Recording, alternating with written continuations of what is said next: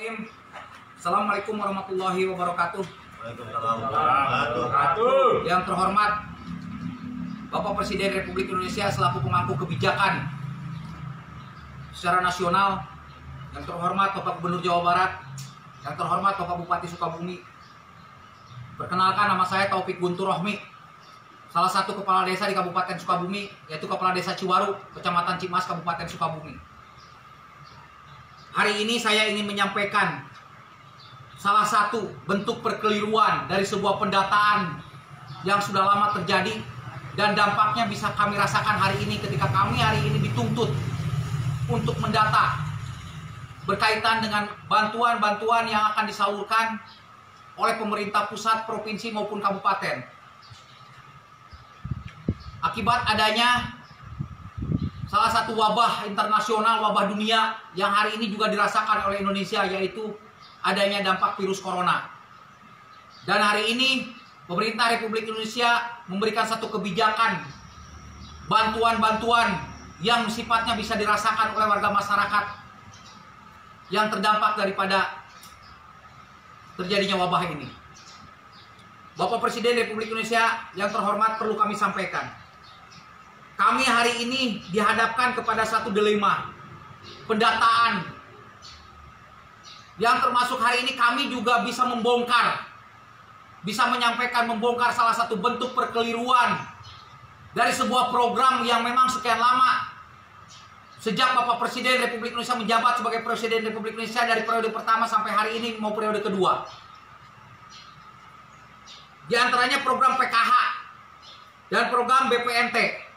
Ini satu program yang sebetulnya kalau pendataannya baik, pendataannya melalui pendampingan yang bagus, itu program bisa mendidik terhadap masyarakat. Tapi pada kenyataan ini dirasakan oleh desa kami, terus-terusan ini menjadi dilema, terus-terusan ini menjadi masalah. Ketika kami teliti bagaimana negara tidak dirugikan, bagaimana negara tidak dirugikan, bagaimana negara tidak diselewengkan uangnya, bagaimana negara mau memberikan bantuan terhadap masyarakat secara tepat sasaran. Kalau pendataan seperti yang ada di PKH dan BPNT seperti ini, bahkan kami cenderung kesulitan untuk berkoordinasi dengan para pendamping PKH. Bahkan kami hari ini alhamdulillah ada staf desa kami yang kebetulan dia awalnya adalah sebagai pendamping PKH, tapi dia mengundurkan diri. Kenapa dia mengundurkan diri? Secara belak-belakan dia mengatakan dia tidak mau terlibat, dia tidak mau masuk dalam sebuah jaringan yang ternyata jaringan tersebut seolah-olah terkoordinir.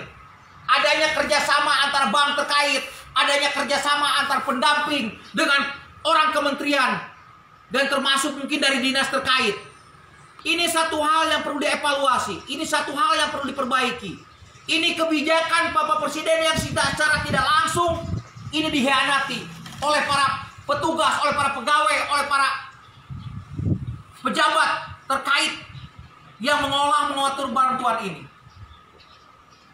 Padahal kalau melihat data sebelum saya bacakan ini, mungkin bapak-bapak yang terhormat selaku pemangku kebijakan sudah tahu bahwa data-data ini sudah terjadi perkeliruan. Salah satu contoh saya bisa perlihatkan ini. Saya bisa perlihatkan. Ini ada nama Entim. Atau ini ada nama Ilah. Ini nama Ilah. Ini ada nama Ilah. Nicknya ini di depannya sama. Di depannya sama. Tapi Ilah yang satu lagi di ujungnya kosong nicknya.